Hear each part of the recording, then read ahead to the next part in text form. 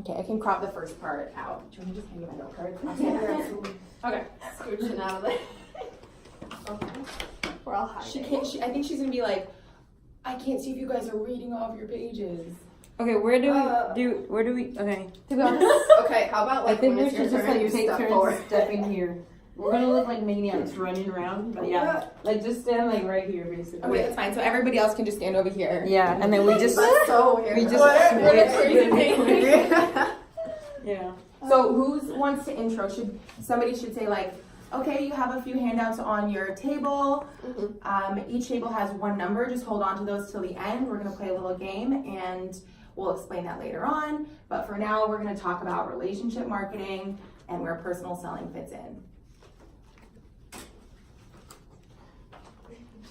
But before we get started, We're going to see what you know from your own personal reading, and then we'll have our Kahoot quiz, which we'll lead into. Okay. We can do the Kahoot. Are we? Are we doing the Kahoot? I don't think so. Okay. All right, go ahead. So the Kahoot quiz would be first. So now we start the official presentation. So most of you guys are business majors. Can anyone tell me what the purpose of business is? No one? Okay. The purpose of business is to increase the general well-being of mankind. When we give companies money for products and services, we enable them to create more products and services. And when they continue to innovate and make new things, it makes our lives better in return. You may have noticed that this means that businesses have two major functions: the production of goods / creation of services, and marketing of those goods and services. As mentioned in the other presentation, in today's extremely competitive business environment, businesses need to operate by the golden rule.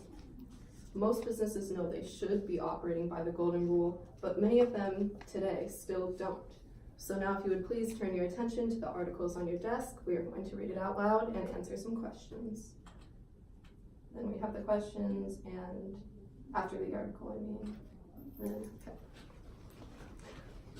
So do you guys have any idea what marketing means in your own words?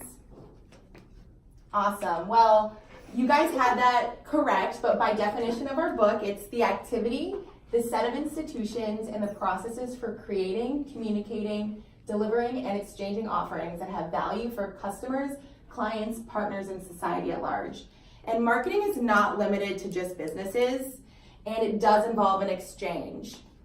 Marketing is literally all around us. Whether you're voting for a candidate in politics, whether you're on social media, or even our sunny state of Florida, these two statements imply that marketing is all around us. So throughout history, customers' orientations towards selling and products have changed drastically. Attitudes shifted as different needs developed, and salespeople had to keep up with that. Before the selling concept even began, people would simply market their product. Before the selling concept even came about, people would simply manufacture their products and then put them out there because they knew that there was a need that they were fulfilling. However, once the luxury of choice was established, businesses had to think a little harder about how they were going to make their product stand out among all of the other choices that were popping up. So this is when the selling concept came about, and the focus was shifted to the product specifically and how they were going to make that product desirable to people and make them still the need provider. But as more and more businesses popped up, people soon realized that the focus had to shift from the product to the consumer and what the consumer needed. The marketing concept focuses on understanding what the consumer needs and catering your product and your entire business to focus on achieving that and satisfying them. all right. So marketing importance in the firm. How many of you believe that just by having a good product will bring success to your company? Well, many businesses believe the same thing. For a very long time, many businesses were very oriented towards production, but nowadays that really won't work just because of all the changes that are happening. Marketing should be the most critical factor in planning for an organization. As of right now, you have the marketing bracket, and then under those brackets, there is a salesperson and the customers. which basically means that the marketers have 4 main objectives. The first one is to maximize sales with the existing products. 2, develop new products. 3, develop new marketings for existing or new products. And lastly, provide quality service to ensure repeated services. So they really need to make sure that not only are they making great products, but also keeping the customer satisfied and bringing them over.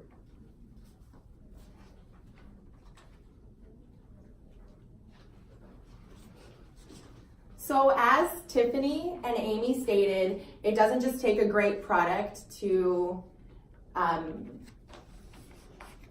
redo. So there are a few essentials to a firm's marketing effort, and those are going to be determining the needs of customers, like Tiffany just said, and creating and maintaining an effective marketing mix. And your marketing mix is going to be containing your 4 Ps. We have product, and product is going to be a bundle of tangible and intangible attributes, including packaging, color, and brand, plus the services and even the reputation of the seller. You have 2 categories when it comes to products, and the first is going to be your customer product, and that's going to be for personal use. And secondly, we have industrial products, and those are used in production of other products. And the marketer's role doesn't come in post-production, or doesn't come in until post-production. Next, we have price, and your price is going to refer to the value or worth of a product that attracts the buyer to exchange money or something of value for the product. And basically, that just means what the product is worth. People use price and promotion in conjunction to coordinate their marketing mix by using price reductions, cash rebates, and those are also used to retain sales and close sales. Next, we have place or distribution, and this refers to the channel or structure used to transfer products from organization to its customers. And you have 3 distribution channels that are broken down into each customer group, and it's going to be, the first is household, and that is basically for the decision maker of the house. They'll be making the purchases, and that's where you want to get the product to. Secondly, we have the firm, and the firm produces goods and services for use of other products. And then we have government, which has 2 main functions, and one is going to be the provision of goods to the firm and the household, and then they redistribute wealth, and that's through national defense, public health, and education. And like I said, promotion is another vital part of your marketing mix. It increases the company's sales by communicating product information to potential customers. And again, this is used in conjunction with price to really increase that customer traffic. You have 4 basic parts of your promotional efforts. And if you guys watch the Kardashians, you guys know that they call the paparazzi the PAPs. And you can use that acronym to identify the 4 basic parts of the promotional efforts, which are personal selling, advertising, public relations, and sales promotion. And firms typically don't spend as much on advertising and promotion as they do on their sales force. They really rely on industrial agents to get their information and rarely rely on ads and promotion to get their information. And that's where personal selling really comes into play. Overall, you want to strive to create a marketing mix containing the right product at the right price, in the right place, at the right time. Coordinating your marketing efforts will really create a good position for your firm to evaluate customer needs and fulfill those needs. If you guys read the book, the Post-it example, 3M just let their product out. They didn't have any promotional mix or any of their 4 Ps coordinated, and the product ultimately failed when they first released it. After they decided to go around to offices, they decided to do promotions and really show the customers the use of the Post-it. They started skyrocketing in sales, and now they are all over your typical office. What were you guys asking about over here? So relationship marketing is all about creating loyal customers. How many marketing majors are there in here? I see we have a few. I'm a marketing major too. And another reason all our marketing professors keep stressing the 4 Ps of marketing is because this is what firms use along with services to achieve this goal of creating loyal customers. Today, organizations are thinking more long-term instead of short-term. In order for relationship marketing to pan out, companies need to provide important customers with constant care and attention. This is what companies like Mercedes-Benz do up until the point you buy a Mercedes, and even after you purchase it. The people working with you are trying to make sure that you're satisfied, content with the whole process and with your car. And my introduction to marketing teacher told me this story about how her friend bought a Mercedes-Benz and was experiencing post-purchase dissonance because it was expensive. But a few days later, her salesperson sent her a personalized thank you note and some flowers, so that helped ensure her customer loyalty in the long run. Organizations that use relationship marketing are not expecting simple sales and easy transactions. These firms have targeted a major consumer, and they now have to show the consumer that it can create value for them in a way that is superior to that of other firms. By doing so, the firm can form a committed relationship or even a partnership with their consumers. So within relationship marketing, personal selling is particularly important. With traditional marketing and the different points within the marketing mix, especially promotion, customers are made aware of new and existing products, as well as their price points and how they might generally relate to their everyday lives. However, it takes personal selling to establish a point of contact that begins the selling process and makes the customers feel that they're more important on that one-on-one basis. Personal selling plays an important role in that. Their job is to fulfill the customer's needs and to put them before their own. Like we've mentioned in countless of our other slides, they implement the golden rule. They put the customer before any of their other needs. In this way, it benefits both the consumer and the salesperson. And personal selling is also hugely important with providing quality service, because customers use quality service as a basis of comparison between firms and between different organizations, because they're not just looking at the product that they're buying, they're looking at who it is they're buying from, which is hugely important in the buying decision and the benefits of the sales. So marketing helps people identify the product, but salespeople are necessary to build a true connection between the consumer and the company. So with that being said, there's 3 levels of relationship marketing. Transaction selling being the first one, which is just like a customers are sold to and then not contacted again. So for example, Chick-fil-A, you go get your fries and then you go about your life and you're probably never going to hear from them. It's very unlikely for the manager of Chick-fil-A to call you and ask, hey Tiffany, how are your fries this morning? Second is relationship selling, which is when a seller contacts customers after their purchase to determine if they were satisfied. For example, the Mercedes dealership that was spoken of earlier, when the dealership sent flowers to make sure that everything went well and all that. And also, a lot of dealerships tend to provide services for cars, so they would much rather you continue their services through the dealership than go to all those AutoZone or other places like that.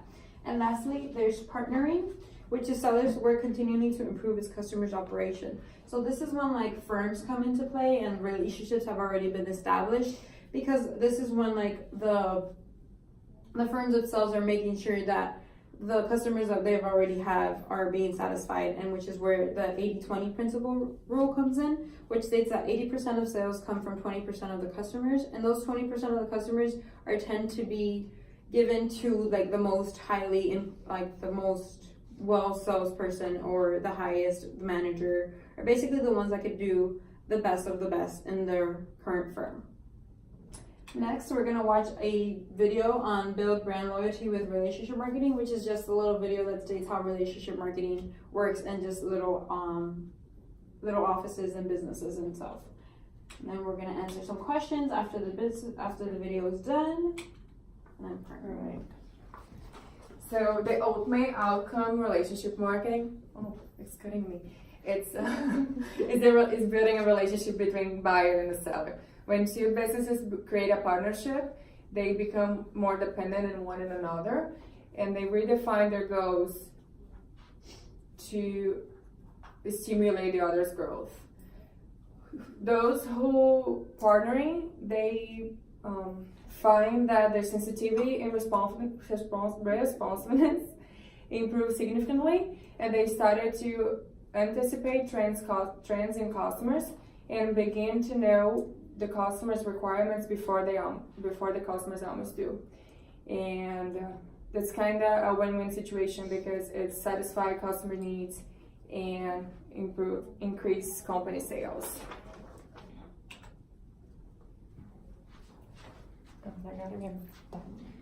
As consumers, you guys know that customer needs have become more complex, and by them being more complex, salespeople have to basically adjust to those selling methods, which is where the consultative selling comes through, which is the process of helping the customer achieve strategic short and long-term goals through the use of selling goods and other services. Before, a salesperson would only sell products, but now they sell products, they sell goods, services, and value-added services. A salesperson needs to become what the customer needs and wants. Basically, someone that's committed to helping them succeed, a dedicated salesperson who will stay involved with them over time and not just make the sale.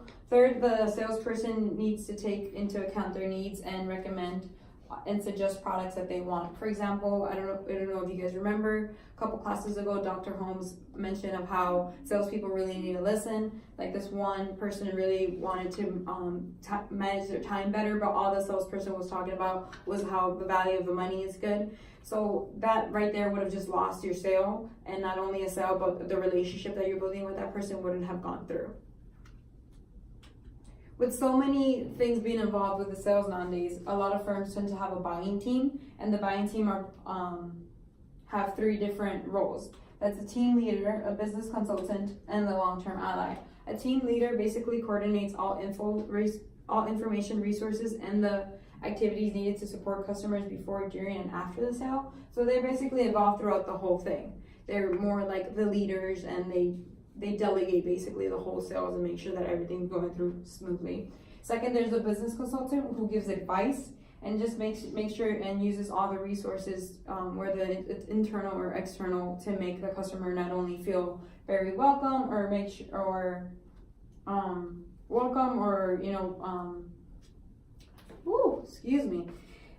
they also need to understand the customer's big picture, and they create an atmosphere that's trustworthy and reliable, and strengthen their business knowledge as well. And this is where the golden rule applies very strongly, because of course you want the salesperson to treat you how you would want to be treated, and vice versa.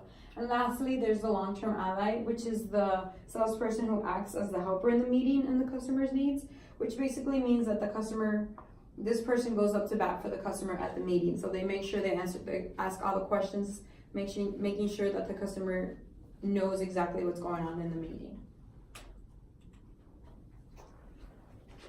So technology and information build relationships. People have the ability to reach any information about any product, about anywhere, at the touch of their fingertips. We all have a smartphone.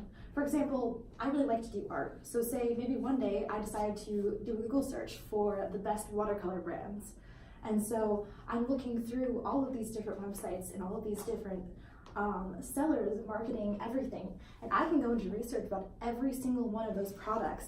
I can look up reviews. I can look up almost anything down to the last ingredient in order to find the exact product that I want.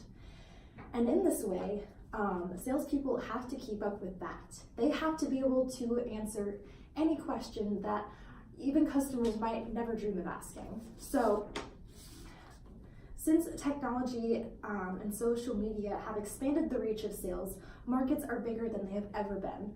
At the same time, this can get overwhelming. So this can get overwhelming. But it's easier to streamline your market as well. With the use of recording demographic, geographic, psychographic markets, we can segment our markets to target the people who are actually willing to respond to our messages. And with all of this information comes the upkeep of that information. Everything must be arranged, stored, and saved properly in order to streamline the sales process. And this can initially lengthen the process, and attention to detail is so important. But just like their customers, salespeople have access to a multitude of different information, which can improve their overall sales performance. And once they have everything organized, the workflow will be much faster, and they can accomplish so much more than they ever dreamed they could. All right, selling generates revenue to keep organization in business. It's what brings money into the company. And in order to know whether a salesperson's worth it, we gotta think in three main things. So it's how much a salesperson costs, how much do they sell, and what is the profit margin on the product that they sell. The success of a sales person, it's mainly measured by the results. So at the end of the day, what really is worth. Sorry. So at the end of the day, the real question is: are they bringing money to the company, or are they costing money, or are they just costing money on a company perspective?